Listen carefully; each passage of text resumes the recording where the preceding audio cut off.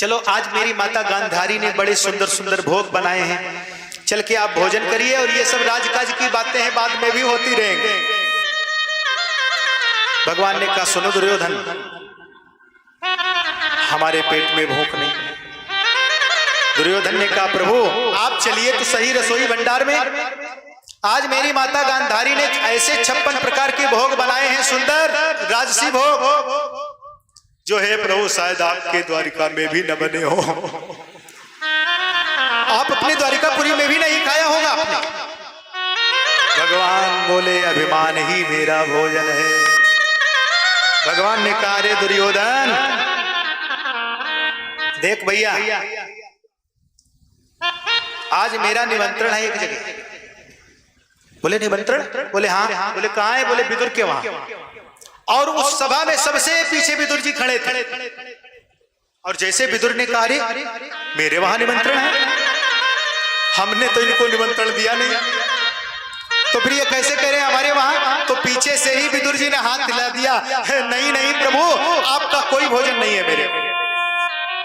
विदुर जी पीछे से हाथ हिला रहे हैं, आपका भोजन मेरे घर नहीं है। और भगवान हाथ उठा के कह रहे हैं मेरा निमंत्रण विदुर के वहां ही है। क्यों? अच्छा ऐसा होता है कभी कि खिलाने वाला खिलाने से मना करे और खाने वाला कहे नहीं नहीं हम तुम्हारे वहां खाएंगे, तो ये तो कोई भोजन की परंपरा नहीं हुई। लेकिन प्रेम में जो इस तरीके की गतिविधियां घटती हैं उसको तो नहीं कह सकते हैं, क्योंकि प्रेम तो प्रेम है। यहां सर देके होते हैं सौदे, आशिकी इतनी सस्ती नहीं है। जहां पर अपनी जीवन की अद्भुत शक्ति ज्ञान की लगानी भी पड़े तो कहते हैं ठाकुर जी की मस्ती की भक्ति में अद्भुत शक्ति हो। और कहते हैं विदुर जी के घर पे मेरे प्रभु का आगमन होगा, एक भक्त के वहां भगवान का। विदुर जी दौड़े दौड़े आए और बोले अरे देवी सुनती हो? बोले हाँ क्या हुआ? बोले आज भरी सभा में मेरे त्रिलोकीनाथ कृष्ण ने कह दिया मेरा निमंत्रण विदुर के घर पर है, और सुनो मैंने तुमको भोजन का निमंत्रण नहीं दिया है, और यदि सुनो आ भी गए तो फिर हम क्या करेंगे? तो उनके लिए खाने के लिए कुछ व्यवस्था तो नहीं है।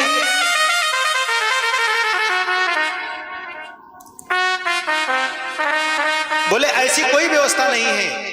तो हे प्रभु आप जल्दी से कुछ व्यवस्था करिए। विदुर जी जल्दी जल्दी गंगा स्नान करके आए और कहते हैं बोले देवी तुम घर की साफ सफाई करो और हम कन्हैया के लिए माखन मिश्री लड्डू लेने जा रहे हैं, क्योंकि हमारे कन्हैया को माखन मिश्री लड्डू ही प्रिय है। हाँ हाँ स्वामी आप जल्दी जाइए व्यवस्था करिए। विदुर जी तो माखन मिश्री लड्डू के व्यवस्था में निकल गए हैं और माता विदुरानी जी कुटिया को सजा रही हैं, स्नान कर रही हैं, और कहते हैं इतने में हस्तिनापुर से मेरे प्रभु जी छूटे और सीधे सीधे विदुर जी के घर पर आ गए और कुंडी खटकाते हैं, काकी जी किवाड़ खोलो। माता विदुरानी ने जैसे ही त्रिलोकीनाथ कृष्ण की आवाज सुनी, ध्वनि सुनी, उस ध्वनि को सुन करके कहते हैं स्नान करती हुई माता विदुरानी, उनको ये भी नहीं ध्यान है कि हम अपने वस्त्रों को पहन रखा है या नहीं पहन रखा है, और उसी भावनाओं में दौड़ती हुई चली गई और जा करके दरवाजे को खोल दिया। मेरे प्रभु ने अपना दिव्य पीतांबर माता विदुरानी के ऊपर डाल दिया और माता विदुरानी भाव में पागल हैं।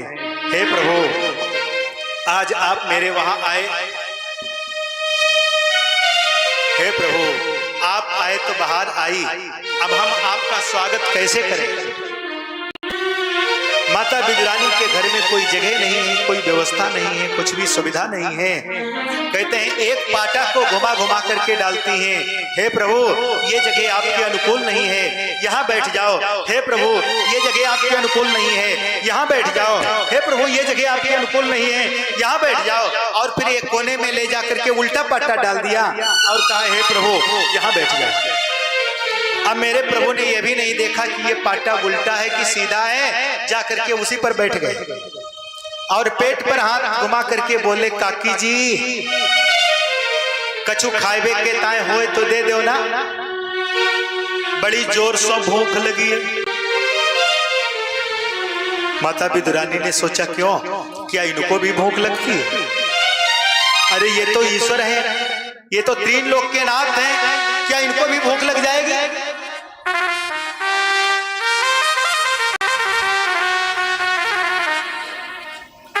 एक बार तो मन में यह हुआ कि ईश्वर को भूख नहीं लग सकती है, लेकिन प्रभु की मनमोहिनी छवि को देख करके माता विदुरानी प्रेम में पागल हैं और कहती हाँ हाँ प्रभु आप बैठिए, मैं अभी कुछ व्यवस्था करके लाती हूँ। और माता विदुरानी एक टोकरी भर के कदली वन से केले लेकर के आती हैं और आकर के सीधे सीधे प्रभु को खिलाती हैं। और भगवान अतिथि बन के आ रहे हैं, भक्त के घर भोग लगा रहे हैं। आज हरि आए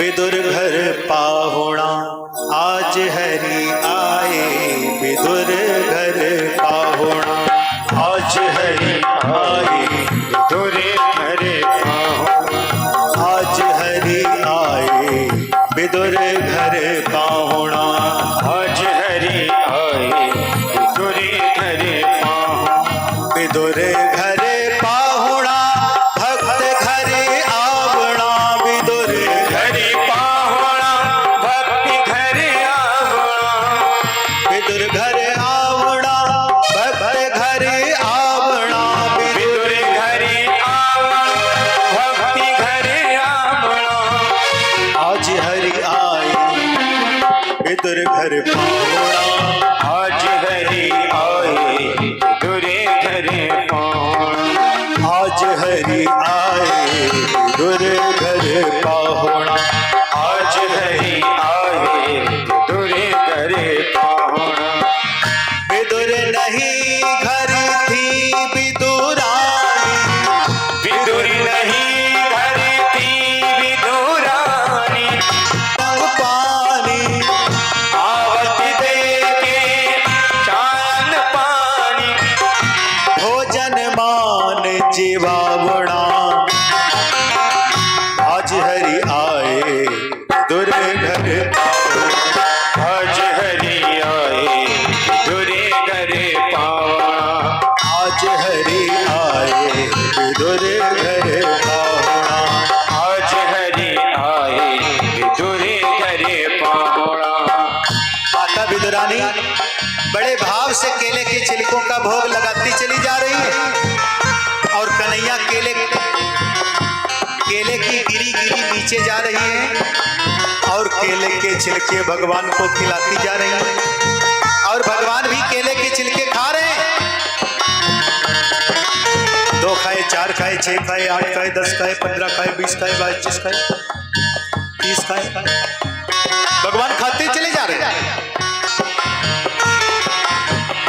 इतने माही विदुर जी आए, इतने माही विदुर जी आए, इतने माही विदुर जी आए, इतने माही विदुर जी आए, खड़े खोटे बचन सुनाए, भारे खोटे बचन सुनाए, खड़े खोटे बचन सुनाए, भारे खोटे बचन सुनाए,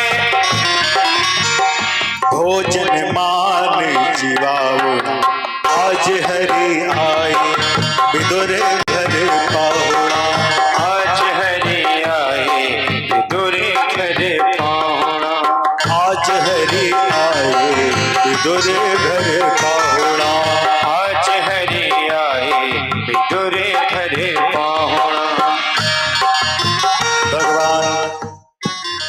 के घर में आते हैं। विदुर जी आए और आते आते, अरे पागल ये क्या कर रही है, 3 लोग के नाथ को केले के छिलके खिला रही है। अरे प्रभु बहुत बड़ी गलती हो गई, हम समझ नहीं पाए कि आप 3 लोग के नाथ आ ही जाएंगे। अब हे प्रभु ये तो आपके प्रेम में पागल हो चुकी है, इसे तो कुछ नहीं पता है कि अब हमको करना क्या। ये तो केले के छिलके खिला रही है आपको प्रभु, मुझे तो पता है ना कि आप ये सब नहीं खाते हो। आप